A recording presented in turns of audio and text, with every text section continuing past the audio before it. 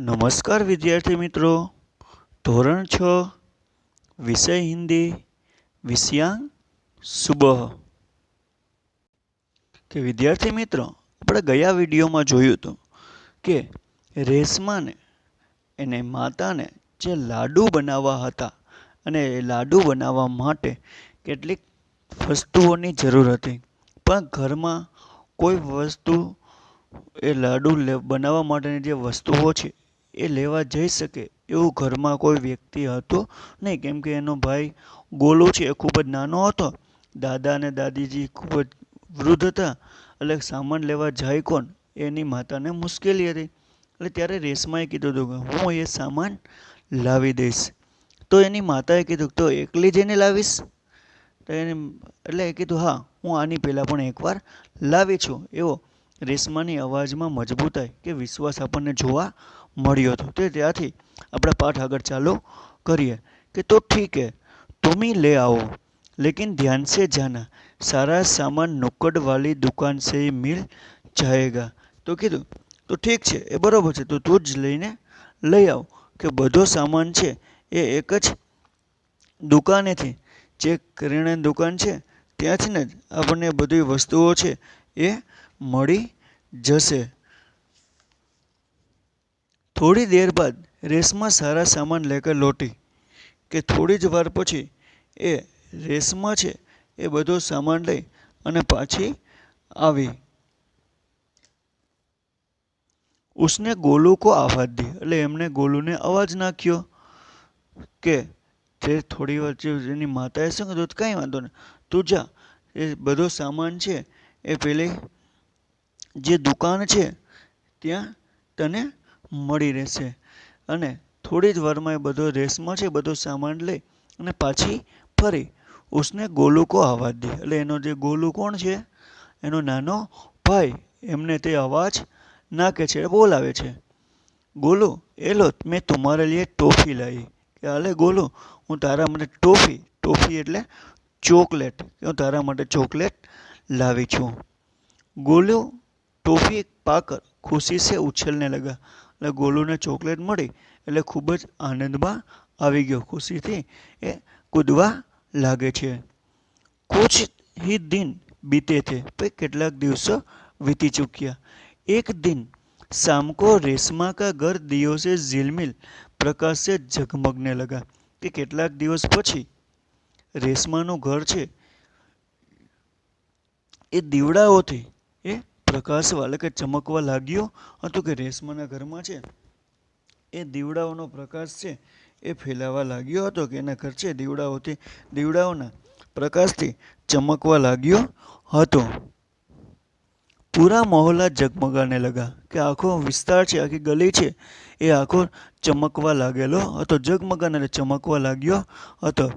જ્યાં રોશની ही રોશની थी, કે ચારે તરફ એ પ્રકાશને પ્રકાશ જ હતો. ક્યાં જમીન ક્યાં આસમાન, કે શું જમીન કે આકાશ, એ ચારે તરફ એમને પ્રકાશ જ જોવા મળતો હતો. દાદીજીને બતાવ્યા, કે એમના દાદીમાં છે રેશમાના, એ હમણાં વાત કરે છે કે દીપાવલી અંધેરે પર ઉજાલે કી જીત કા ત્યોહાર, કે દિવાળી છે, શું કેનો તહેવાર છે દિવાળી, કે દિવાળી અંધેરા ઉપર અજવાળા પ્રકાશનો એ તહેવાર છે, અંધકાર પર પ્રકાશના વિજયનો તહેવાર, જીત એટલે વિજય, વિજયનો તહેવાર છે. बुराई पर अच्छाई और असत्य पर सत्य सदा जीत होती, કે બુરાઈ એટલે કે ખોટું કરવાના, કે હંમેશા બુરાઈ ઉપર, અચ્છા એટલે સાચાઈની, સારી બાબત ભલાઈની, અને અસત્ય ઉપર સત્યની હંમેશા જીત થતી હોય છે. દીપાવલી કેવો તહેવાર છે, દીપાવલી એટલે દિવાળી. દિવાળી કેવો તહેવાર છે, તો કે અંધકાર પર પ્રકાશના વિજયનો તહેવાર છે, બુરાઈ પર ભલાઈનો અને અસત્ય ઉપર સત્યની જીત હંમેશા થતી હોય છે. इस दिन रावण को पराजित कर राम अयोध्या लौटे थे, કે એને દાદીમાં આગળ વાત કરતા જણાવે છે કે આ દિવસે રાવણને રામ છે એ હરાવી અને રામ અયોધ્યા પાછા ફર્યા હતા. રામ અને રાવણ વચ્ચે યુદ્ધ થયું હતું, તેમાં રાવણ હારી ચૂક્યો હતો અને રામ છે એ યુદ્ધ જીતી અને અયોધ્યા પાછા આવ્યા था। इस खुशी में वह त्यौहार मनाया जाता है कि आ खुशी में ये त्यौहार છે એ મનાવવામાં આવે છે કે ઉજવવામાં આવે છે। रेशमा और गोलू बड़े ध्यान से दादी जी की बातें सुने कि रेशमा અને गोलू એટલે એનો નાનો ભાઈ ખૂબ જ ધ્યાનપૂર્વક એ દાદીજી જે વાત કરી રહ્યા હતા એને સાંભળી રહ્યા હતા। कुछ देर बाद सबने मिलकर पूजा की और प्रसाद खाया। थोड़ी वार पछी बधा लोकोए भगवाननी पूजा करी अने प्रसाद खाधो तो कि दिवाળી पर जाणीए कि लक्ष्मीजीनुं पूजन थाय એટલે કે બધા લોકોએ પૂજન કર્યું, ભગવાનની પૂજા કરી અને પ્રસાદ ખાધો।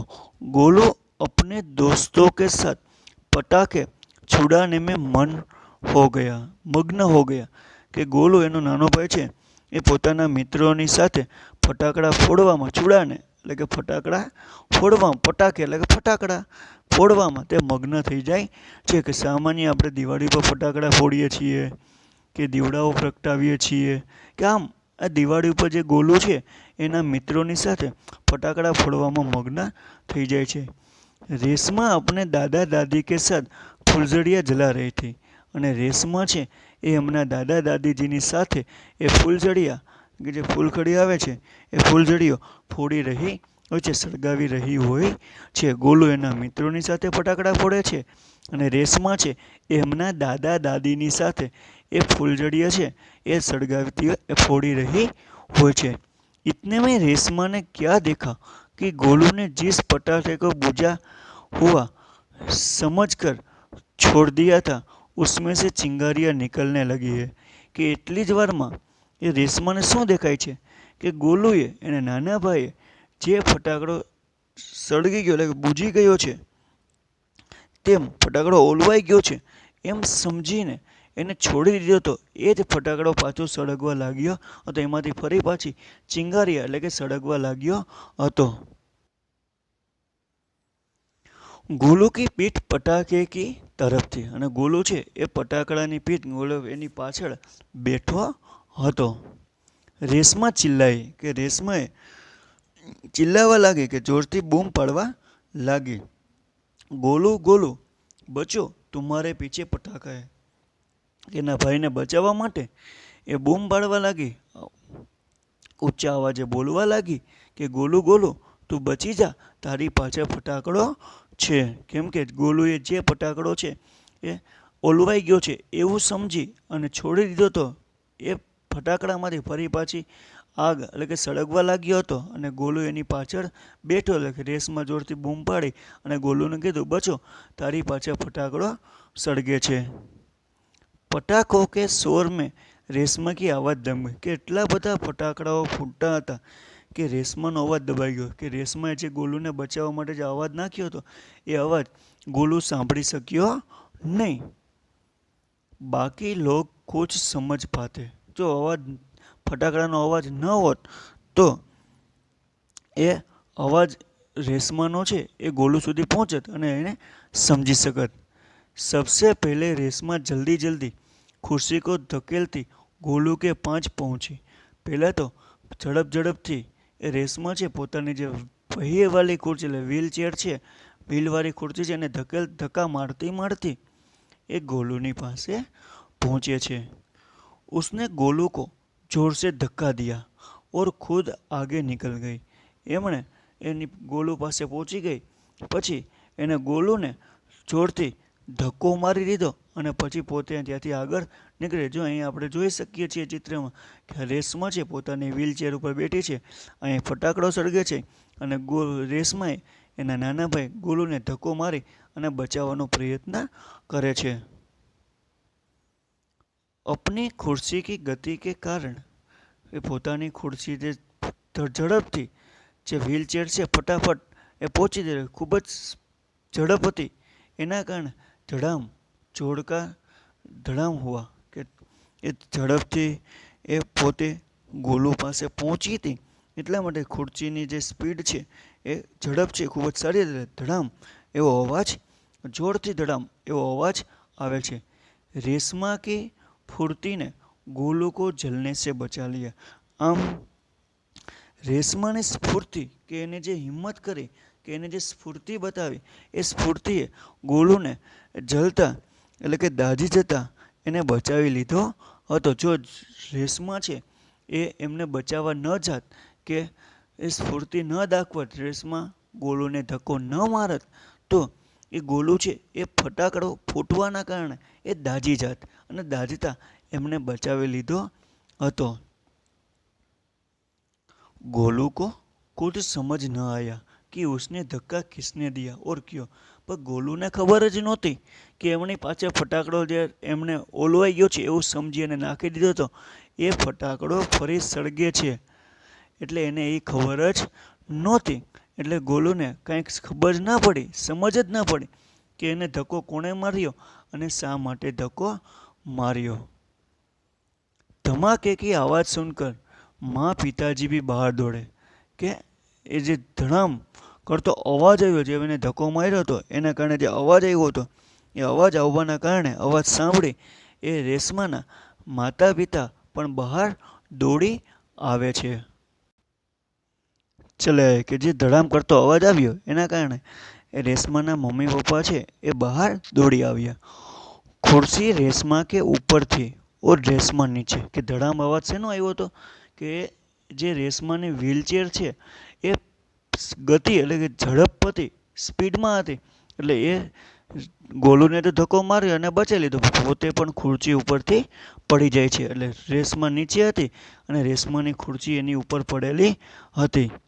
पिताजी ने कुर्सी सीधी की और रेशमा को उस पर बैठा दिया कि रेशमा पड़ी गई थी અને રેશમાની માથે ખુરશી પડી હતી એટલે પિતાજીએ એ ખુરશી છે એ સીધી કરી એટલે કે ખુરશીને ઊભી કરી અને એના ઉપર ફરી પાછી રેશમાને બેસાડી દીધી હતી. માં ભયભીત થઈ કે એની માતાને ખૂબ જ ડર લાગવા લાગ્યો, ભયભીત થઈ ગઈ અને બોલી, કંઈ ચોટ તો નહીં લાગી કે તને ક્યાંય લાગેલું નથી ને રેશું? કેમ કે રેશમા પડી ગઈ હતી અને એની ઉપર ખુરશી હતી. એક તો એને પોલિયો હતો, હાથ પગ યોગ્ય રીતે કામ કરતા નહોતા એટલા માટે એટલે રેશમાની માતા ભયભીત થઈ જાય છે અને એને કહે છે કે બેટા તને ક્યાંય લાગ્યું તો નથી ને? રેશમા ने उन्हें सारी बात बताई કે પછી રેશમા એને બધી એની માતાને બધી વાત જણાવે છે.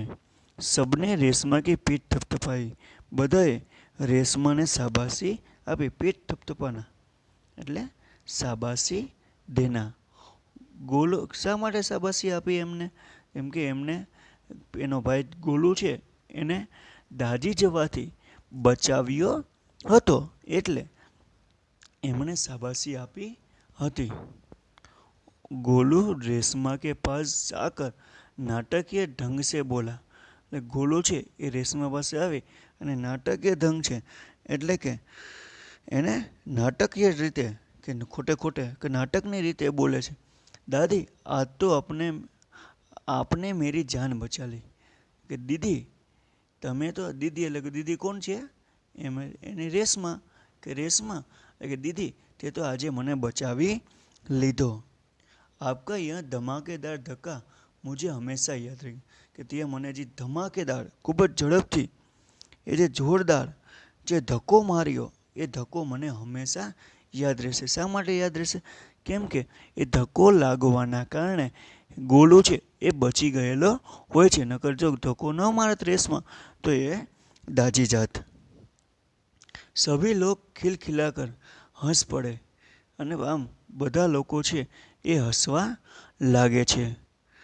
रेशमा की शारीरिक कमी उसके इरादों में कभी बाधा नहीं बनी. કે રેશમાને જે શારીરિક કમી હતી કે શારીરિક ખામી હતી કે જે એમના હાથ પગ યોગ્ય રીતે કામ નહોતા કરતા, એ જે એના શારીરિક ખામી હતી એ એમના ઈરાદો કે એમના લક્ષ્યોમાં એમના ઈરાદામાં ક્યારે એમને બાધા એટલે અડચણરૂપ મુશ્કેલ બની નથી. वह आज भी उतनी जिंदा दिली और परिश्रम से अपना जीवन जीते. આજે પણ એટલી જ જિંદાદિલી, હિંમત અને મહેનતથી પોતાનું જીવન છે એ જીવી રહી છે. જરા પણ હિંમત પણ હારી નથી અને મહેનત પણ એમણે છોડી નથી. આમ उसकी हर सुबह नई सुबह होती है। આમ પોતે હિંમત રાખે છે, જરા પણ પોતાની શારીરિક કમી કે શારીરિક ખામી છે એનો પોતે કંઈ ખ્યાલ કરતી નથી. એમને પોતાની નબળાઈ ઉપર જરાય વિચાર આવતો નથી અને પોતે હિંમતપૂર્વક પોતાનું જીવન જીવી દે. પોતાની દરેક સવાર છે કંઈક નવી સવાર હોય છે. और वह हर सुबह अपने कामों में नए इरादे से जुड़ जाती कि દરેક સવારે કઈ રીતે કામમાં જોડે, કંઈક નવા ઈરાદાથી, કંઈક નવા લક્ષ્ય સાથે એ નવા કામમાં લાગી જતી હોય છે. આમ વિદ્યાર્થી મિત્રો, ક્યારેય કોઈ બીમારી કે કાંઈ હોય તો આપણે એમને મામૂલી કે એને ઉપર ધ્યાન દેવું જોઈએ ને. અને આપણી જે હિંમત છે એ હિંમત આપણે બનાવી રાખવી જોઈએ કે હિંમતથી કામ લેવું જોઈએ. તો ગમે તેવી બીમારી હોય તો એ બીમારી પણ દૂર થઈ જાય છે. તો વિદ્યાર્થી મિત્રો, અહીં આપણો પાઠ આપણે પૂર્ણ કરીએ છીએ. વિદ્યાર્થી મિત્રો, આપણે જે સુબહ પાઠ સમજ્યો એના આધારે હોમવર્ક કે નિમ્નલિખિત પ્રશ્નો કે ઉત્તર લીખીએ. નીચે લખેલા પ્રશ્નોના જવાબ લખો. પહેલો પ્રશ્ન છે કે રેશમા બાજાર સે ગોલू के लिए क्या लाई, કે રેશમા બજારમાંથી પોતાના નાના ભાઈ ગોલू માટે શું લાવી હતી. બીજો પ્રશ્ન છે રેશમા किनके साथ फूलझड़ियाँ छुड़ा रही थी, કે રેશમા કોની સાથે એ પોતાની ફૂલઝડી છે એ સળગાવી ફોડી રહી હતી. ત્રીજો પ્રશ્ન છે दीपावली का त्योहार कैसा है, કે દિવાળીનો તહેવાર કેવો છે. ચોથો પ્રશ્ન છે सबने रेशमा की पीठ क्यों थपथपाई, કે બધાએ રેશમાને શાબાશી શા માટે આપી હતી. અને પાંચમો પ્રશ્ન છે कि रेशमा हर सुबह अपने कामों में कैसे जुड़ जाती है, કે રેશમા છે એ પોતાના કામોની અંદર દરેક સવારે કેવી રીતે લાગી જાય છે. તો વિદ્યાર્થી મિત્રો, આ 5 પ્રશ્નો જવાબ આપણે લખવાના છે.